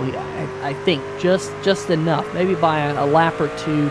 Which here at this racetrack isn't a whole lot. That's, 1.5 miles here at Richmond. That's only a lap at other racetracks like Texas Motor Speedway. And of course, you can manage your fuel usage a little bit more here with the fact that you're off the throttle for quite some time. But you can visibly see that the gap between the 39 that we ride on board with and the 2 trucks in front of them, which includes John Cannizzaro Jr. and the number 99 of Philip Scott, is quickly dropping. And the gap to Jason Gracias is kind of staying steady at about 3.2 seconds as Cannizzaro throws a big block on Philip Scott as they get towards turn number 1. There might have been a little bit of contact between those 2 in 1 and 2 this time. Yeah, and I think I have a decent amount of experience racing both of these drivers at this point. Certainly that number 12 I have quite a bit of experience racing with, but they're not going to not be aggressive. And when you put 2 very aggressive drivers together, as we've seen in some forms of open wheel racing this year, a lot of action can ensue. I think the number 99 is probably not going to be overly enthused about the block that was thrown on him by John Cannizzaro. But as you mentioned, I think that really helps out Stan Hausman in the number 39 machine. I think he's going to be up there battling for those positions, as all of a sudden it seems like the 12 has kind of refound his rhythm, though I think he might have missed turns 1 and 2 just a little bit there, as now Stan Hausman is all over the back bumper of the 99. And sometimes, Peter, when you throw a big block on your competitor like that, or when a big block is thrown on you, that can really disrupt the rhythm of the guy being blocked, and it just can take a few laps to kind of find that again. I know I'm certainly kind of one of those rhythm drivers where as soon as that's kind of disrupted, it takes me a little bit of time to kind of refine exactly what I was doing before. And now Stan Houseman looking on the inside, though not quite there. He's going to have to be a little bit smoother on exit if he wants to take that position. Is now the number 88 machine is battling Travis White. That is for 7th position right there. Has now 15 laps to go here in the Gold Octopus 200. As you mentioned, I gotta say, I'll go ahead and weigh in on that conversation. I think it should be mileage all the time. I really dislike when, I mean, laps is understandable, but when the freaking truck races, I remember the truck races at Texas, Peter, would go by kilometers randomly, and it was so irritating because you need to know as a fan how long the freaking race is, and all of a sudden when they're switching to kilometers from miles, you're just really confused. You're like, that doesn't seem like a 300-kilometer race, because it's not, or 300-mile race, because it's 300 kilometers. Yeah, and of course, they did the same thing at, they've kind of always done the same thing at Phoenix Raceway, even in the Cup Series, where they'll say it's the blah and blah 500. Oh, Travis White clips the wall. That will give that spot to the number 88. Jeffrey Johnson Jr. now trying to pounce for that spot as well, as we now have a 3-truck battle right here. The New Edge Auto Detailing number 33 getting all types of up close and personal to the Simbox 23 of Travis White, but Jeffrey Johnson Jr. going to scoot on by. Meanwhile, we've missed the pass for 3rd. Stan Houseman, you look away for just a brief moment, and Stan Houseman has passed Philip Scott. Let's catch that one here on the 3-wide TV replay. Here it is for all you folks. 139 looking to the inside here, and at the back end a little bit slideways, but used that low line to his advantage. Got the power down out of turn number 2. And Philip Scott gave it up, so moves Stan Houseman up to a very strong 3rd. Looking good here tonight in his Beer Street Journal F-150. Now going to try and run down the front 2, but the lap count is winding down. 10 more laps to go. But going back to that point, Drew, the Phoenix Cup race has always been 500 kilometers. Who uses kilometers in the United States of America? I mean, I used it when I was in engineering school because they made questions easier using the metric system because everything's base 10, but no one else uses kilometers. I'm an engineer by trade, and we use all English units because we're in the USA, so don't talk to me about Newton meters. I'll have no idea what you're talking about, or Newton millimeters. I'll have no idea. Talk to me in terms of PSI. I know what you're talking about, and inch pounds.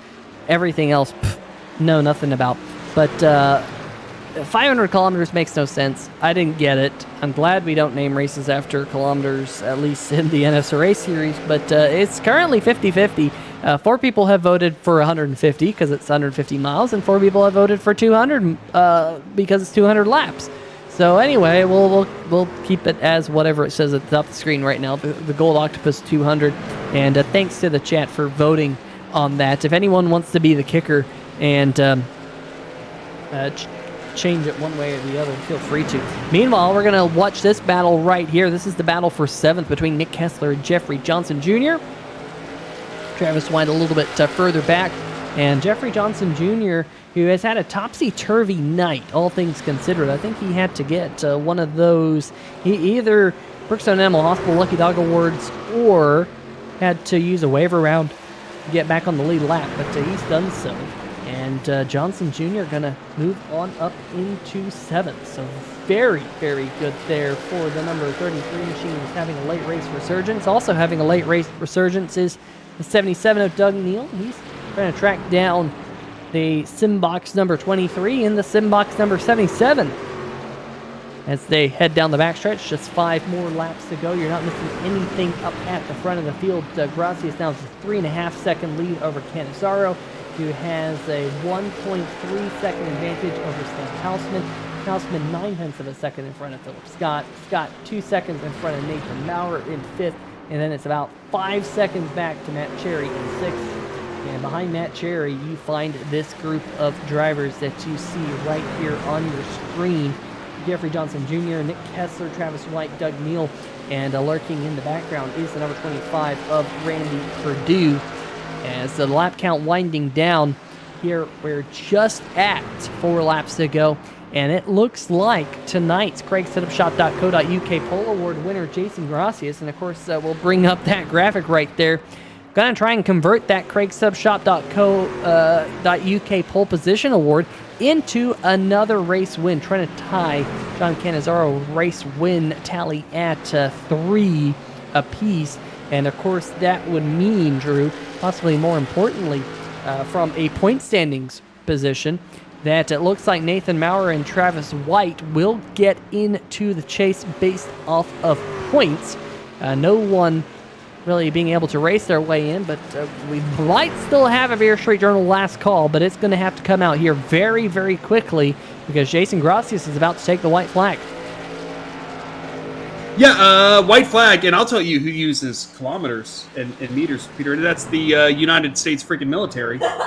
We use clicks all the time, but Jason Gracias is trying to use kilometers right now to get to the start-finish line and take that checkered flag as he makes his way through turns 3 and 4 onto the front stretch, and Jason Gracias will win the Gold Octopus 200, the regular season finale here in the NSRA Stay Tuned Sports Podcast Truck Series, and he will bring a lot of momentum come chase time, and John Cannizzaro will bring home second. Stan Houseman in that number 39 machine will round out our podium. A fantastic result for that number 39 machine. Man, I'm just going to go out and say it that I'm glad someone uses kilometers because I surely don't. But yeah, the Gold Octopus 200 winner right there. The number 1 machine of Jason Gracias. Going to burn it down here on the front stretch for all to see. Definitely had enough fuel in the tank of that Chevy Silverado. I expected him to have enough fuel with the amount of caution flags we have, but definitely still made it a little bit interesting there at the end of the race as he burns it down for everyone to see here and everyone to enjoy. It was a great race here tonight. Some long green flag runs, and how about that near on 50 lap green flag run there at the end of the race, Drew? A fantastic run by Jason Gracias. Conservative but winning strategy by the number 1 machine to not get too overly enticed by the prospect of new tires and alternative strategies.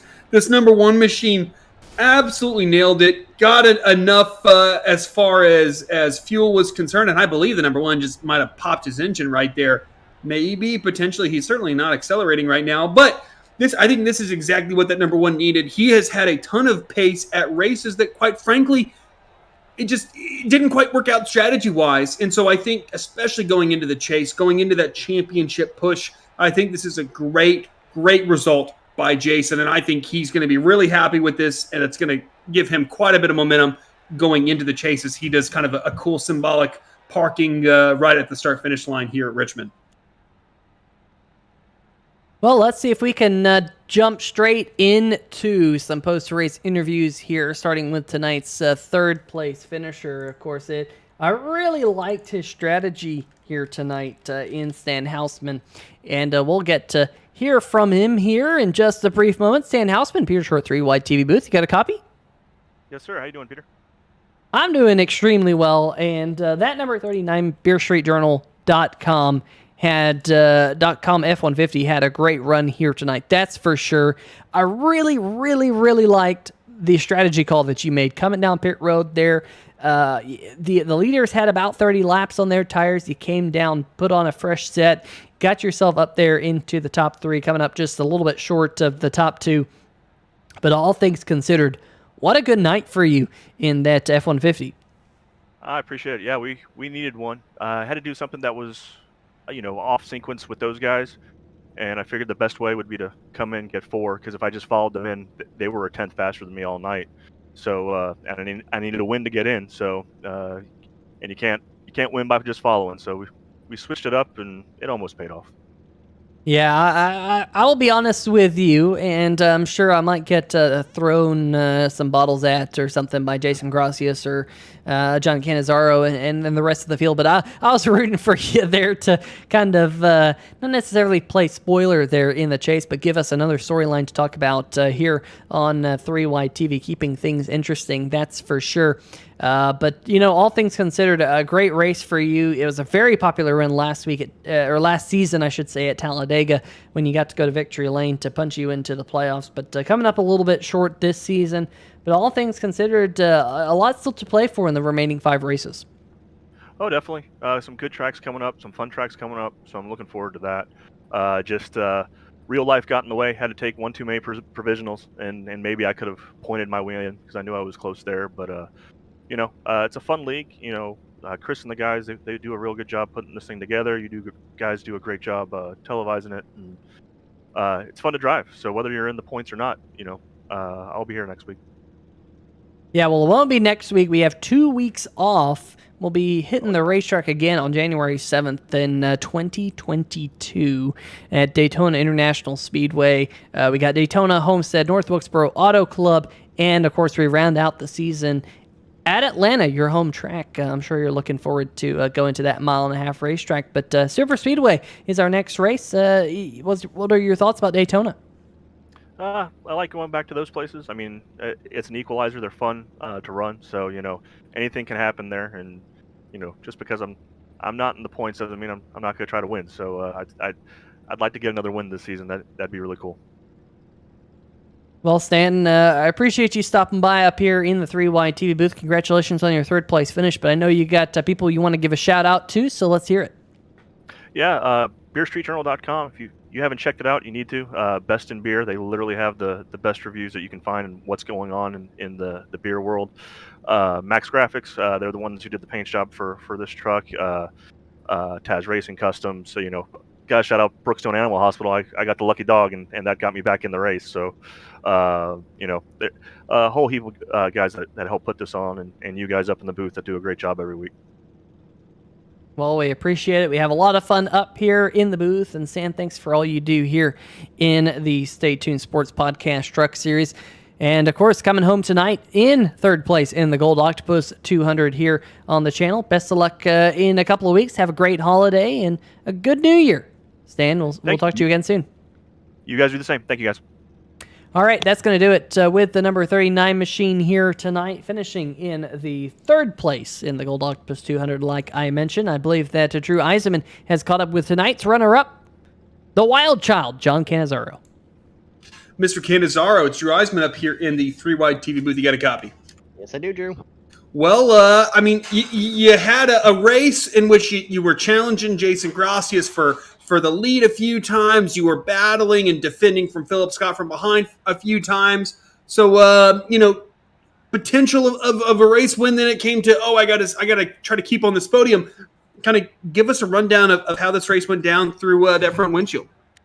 The first half, it was following Jason. I knew he was going to outrun me. That guy, I used to call him the long run master all the time. He's crazy when it comes to these green flag runs. So keeping up with him, that's all I could do is just run behind him, watch his tailgate, do what he does. And it got me far. I undercut him on the pit stop, got ahead of him. Did some laps, bonus points for me. And last half, I don't know what to say. Lap cars got in the way quite often, and then shredded the right rear. Usually you shred the right front at Richmond. I got the right rear instead, so put it in the wall twice. Thankfully, Stan was far enough back, and I carried what was a wrecked truck back.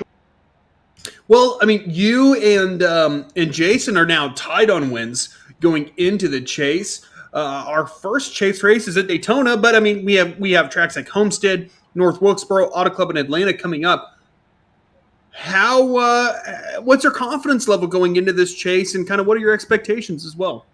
Homestead and Auto Club, I got some good outlooks for. Both tracks I believe I've had some good experiences on, especially Homestead recently, so keeping it out of the wall. I'm not very good at that, as these last few races have shown, unfortunately, so I just got to keep the truck clean for once and maybe not follow the nickname I've given. And kind of now reflecting on your regular season, 3 wins, 4 top 5, 7 top 10s, kind of can you reflect upon your opinions about your regular season? From Daytona, it wasn't that good. Wrecked to Daytona, pretty good at Atlanta, then I had to miss Milwaukee. So that one missed race really still bothers me now. Those are points I could have had, and I know Mauer, who's got no wins, nothing against him. He's a great driver, but he's ahead of me in points because he had that race. So I did good, did all I could do. Upset I don't have the only one with 3 wins into the playoffs. I was happy about having that mark with me, but I think it's looking good. I don't want to pull a Harvick. I don't want to get all these wins at the beginning and fade out in the playoffs. Well, I would just recommend that when it comes to a track like North Wilkesboro or even like Auto Club or Homestead, just don't drive through the guy in front of you on the last lap on the last corner. But hey, I'm excited to see what you can do. But before we let you go, let's hear those shout outs. I'll never live that one down. Jimbo from STS, Science in the League. He's great to see in chat all the time. Gets to listen to his podcast, which everybody else should go do. Great podcast for something in the background. Sim Shots Racing, especially Jeff Price. He helps me a lot with strategy. Unfortunately, he didn't get to have a good race today. Gracias for showing me the fast way around the racetrack. Always fun to follow him around and learn some stuff. And you guys put on the broadcast up here. Well, all right, John, thanks for talking with us tonight. Always a pleasure, and we look forward to seeing what you can do in January at Daytona. Yep, and I'll see you guys. All right, that's going to do it with tonight's runner-up driver of the number 12 machine, John Cannizzaro. Let's see if we can dial up the race winner who led the most laps here tonight, picked up the CraigSetupShop.co.uk pole award at the beginning of the night and was able to convert that into a win, that being the number 1 of Jason Gracias, and with John Cannizzaro Jr. becomes the second driver to have 3 wins to his name this season. Jason, a great run for you here tonight at Richmond. It looked like before that last caution flag came out that John Cannizzaro was breathing down your neck. You were side by side for the race lead. You were able to hold on to that lead when the caution flag came out. Kind of walk us through your night from your perspective, because it looked, for the most part, pretty much clean sailing up front. Yeah, Richmond's one of those tracks where you either get it or you don't get it, and thankfully, I actually understand this track. So, going in, I knew, just like any other Richmond race that I've ever done, track position is king, and then saving tire here is key to the race victory. So, the first 20 laps of the run, I guess I tried to play the aero game. I knew John probably had a better short run car on me, but had a better long run pace. So all I tried to do was keep John behind me, kind of at like an aero disadvantage. And when tires came into play after like 30, 35 laps, I knew this car was just, really, really smooth sailing. It was like a shark in water. Just anything in its way was going to get demolished. Well, a really good looking number 1 Bagcraft machine as well. But let's kind of look forward. We have the Chase coming up. We got 5 races. We got Daytona, Homestead, North Wilkesboro, Auto Club, Atlanta. Of course, points will reset based off of the seeding and all that good jazz. But looking at the championship, who do you think your key title contenders are going to be? And of course, you got the wild card Daytona coming up next. Any one of these guys can come out and win. I think this is, I don't know if it's the most winningest season on record, but there's a lot of parity here. So I look at the whole field. Anyone can win any given week. Daytona is definitely a wild card. North Wilkesboro is definitely a wild card. All these tracks can be a wild card. It just matters where cautions fly and if you're on the better end of the receiving caution flag. So the guard's not down. Guard's going to go up. It's got to be consistent. Make every one of my partners happy. Well, so far it has been a good season for the number 1 Bagcraft machine. Before we let you go, Jason, you got any shout-outs for us here tonight? Yeah, thanks to a couple of new partners coming on board this week. First and foremost, shout out to Chris and MaxGrafix. He absolutely slayed this number 1 Bagcraft truck. This thing is super sweet. To the guys close to the dirt track community, this is a kind of like a play on Logan Schuhart's number one S Jideen World Outlaw sprint car. So I think Chris did a great job on this trucks. Really sick. I can't stop looking at it. It really gave me the pressure to come out and perform. Thanks to Bagcraft and Tony Lucarelli coming on board as a partner for this race and possibly throughout the rest of the season. If you guys need any cornhole gear, make sure you check out bagcraftcornhole.com to get all your cornhole gear that you may need. I got Mason Dixon Esports on the trunk lid too. Thanks to MaxGrafix again for this awesome paint jobs. Check them out on Facebook, MaxGrafix or maxgraphics.co. And thanks to TNR, all the boys in the chat coming together. We might not have the fastest trucks throughout practice, but we work as a team to elevate ourselves to get the results. So, and thanks to everyone at home for watching, and thanks to Through ITV for broadcasting this race, and a lot of my leagues I race in. Well, Jason, thanks for always coming up here and putting on a good interview when you're up here in the 3 Wide TV booth. Congratulations on picking up your third win of the season here at Richmond Raceway, and we'll see you in a couple of weeks. Have a great holiday season and a Happy New Year to you and your family. Thank you. And one last thing for the guys at home and the girls at home. Race cars to go vroom. I knew it was going to come out somewhere in this particular interview. It took a while, but sure enough, Jason Gracias finally coming out with his key line there. Race cars go vroom, vroom, vroom. We'll let him go celebrate his win here tonight in the number 1 machine. Now, do want to make mention, Drew, that points have been updated. Jason Gracias will go into the chase as the points leader as the number 1 seed. John Cannizzaro will be 5 points back as we go to Daytona next week. Chris Darling, third in points, 10 points back. Philip Scott, fourth, 15 points back. Justin White, fifth, 20 points back. Jeff Price, sixth, 25 points off the lead. Jordan Shepler will enter the chase in seventh, 30 points off the lead. Ben Mashburn in 8th, 35 points off the lead. Nathan Maurer, 9th, 40 points off the lead. Travis White, the last driver in the chase to make it. He'll be 45 points behind Jason Gracias before the start of the chase. But 5 races between now and crowning a Stay Tuned Sports Podcast Truck Series champion. Yeah, Peter, only 47 points separated Travis White and Matt Cherry.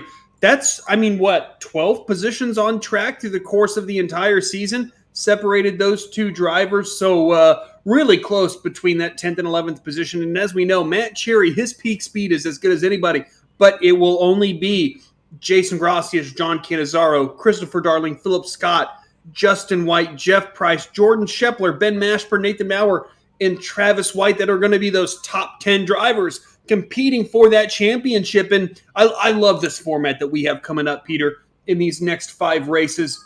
We have the top 10 just competing not even, but seated through the next 5 races at Daytona, Homestead, North Wilkesboro, Auto Club, and Atlanta. There's no cutoffs. There's no eliminations. There's no gimmicky last race that everyone's even in the top 4 to compete for the championship. No, it's over the next 5 races through the seating that's determined after the regular season. These guys are going to go and compete for 5 races to try to bring home the Stay Tuned Sports Podcast Truck Series Championship, and I can't wait to see it unfold. And we start with one of the most exciting races we could possibly start with on January 7th, and that is Daytona, 100 laps at night. Can't wait. Yeah, I also want to give a big shout out to Nathan Maurer, who was the quote-unquote regular season champion by 20 points over Philip Scott. So Nathan Maurer in the 971 machine, he has a lot of work to do because he's going to be quite a lot of points back behind Jason Gracias. But if anything is to say about that 971, if there is anything to say, is the fact that he knows how to get as many points as he can out of each and every race. Let's bring up tonight's final race results here at the Richmond Raceway for all of you people back at home, because, that's the wrong graphic. There we go. Let's bring up that final race results like I mentioned. because I'm sure everyone's going to be interested to see how everything shook out here. Jason Gracias gets the win. John Cannizzaro Jr. coming home second. Stan Hausman in third. Philip Scott, Nathan Maurer round out your top 5. Matt Cherry, Jeffrey Johnson Jr., great recovery for the number 33. Nick Kessler finishing in 8th in the number 88. Travis White 9th. And Doug Neal rounds out our top 10 there, Drew. And then it's Randy Perdue and Vinny Valvano in 11th and 12th. Jordan Schepler in 13th. A solid recovery given the quite incredible circumstances that 13 truck faced last week. Great to see him back on track and safe as well. Then Tristan Maher in 14th. A pretty good recovery given kind of the unfortunate occurrences for the number 17 machine. Then it's Doug Milner and Adam Dama. Adam Dama finished 16th after impaling the pit entry barrels. A pretty good recovery for that number 28 machine. Then it's Garrett Austin, Fred Lester, Adam Newton, and Adam Lichty. Make sure I pronounce that name correctly. Round out our top 20. 21st here tonight, Jason Shue, Joshua Corner finishing 22nd, Randy Bledsoe 23rd, Jeff Price with his computer restarting to do updates. They're 24th, Chris Darling 25th, Johnny Williams 26th, and Scott Tompkins, who's the outer race administrator, who did not start here tonight. Evan Gilbert also did not start. We had him in the 3YTV chat. I heard that he had no power up in Wisconsin. Recently been stricken with tornadoes up there. So, Evan, hope you and all your family and friends are A-okay. But, folks, that's going to do it. Believe it or not, that's going to do it not only on the regular season of the National Sim Racing Association Stay Tuned Sports Podcast Truck Series, but it's also going to do it for 2021 here on 3Y TV. That's the last broadcast of 2021, Drew. We don't have any more scheduled here on the channel through the remainder of the holiday season. So, to everyone watching, have a great holiday season and Happy New Year. But if this race is anything to go by, we're going to have 5 great races to start off 2022 to crown a series champion, Drew. Yeah, again, I'm incredibly excited for these last 5 races. It's been a fantastic 2021 from the 2021 A season in which one Andrew Hemmelman was able to take the title in an incredibly exciting 2021 A season to kind of the end of the regular season of the 2021 B schedule in the NSRA Stay Tuned Sports Podcast Truck Series. What a great way to round out the regular season. We start with Daytona on the 7th. We get a nice break to enjoy family and friends through the rest of 2021, but we come back with fireworks flying, and I can't wait for the 7th. Yeah, that is very true. Do want to give a shout out to a couple of the series sponsors here in the Stay Tuned Sports Podcast Truck Series, including Taz Racing Customs, sponsor of the biggest mover of the race award, which tonight is going to go to Stan Hausman. Picked up 20 spots on his way to a 3rd place podium finish. Congratulations, Stan, for picking up the Taz Racing Customs Biggest Mover of the Race Award. If you want to pick up a custom diecast, you are going to go to Taz Racing Customs, link to their Facebook page in the description. Meanwhile, we also want to give a big shout out to the BeerStreetJournal.com, of course, Stay Tuned Sports Podcast, as well as our other series sponsors like MaxGrafix.co, and of course the Gold Octopus for sponsoring tonight's race. Make sure you look them up. Custom decor, home decor, and the very eclectic place. You could go check them out. Great to have them sponsoring tonight's event, as well as everyone else here in the National Sim Racing Association, including CraigSetupShop.co.uk. Don't want to miss them. The best place to go for iRacing setups. They're the fastest in the business. That's why they sponsor the pole shootout here in the National Sim Racing Association. But I think that's going to wrap it up. Any final thoughts, Drew? I think a really solid race here tonight with quite a bit of drama, some action on track and not off track, but kind of not off track because they caused cautions. But and I think the most deserving driver brought home the victory tonight. I think there's going to be a heck of a championship battle between the likes of Jason Gracias, John Cannizzaro, even Philip Scott, and that number 11 machine of Chris Darling. I think that those are the guys that I'm going to be looking forward to, but those certainly are not the only guys that could bring home the Safety and Sports Podcast Truck Series Championship at the end of these next 5 races. But what a way to conclude the regular season, and I think we're going to have a really exciting playoffs. That is for sure. Like I said, folks, have a great holiday season, a happy new year, stay safe, and all of that good stuff. And we shall see ya!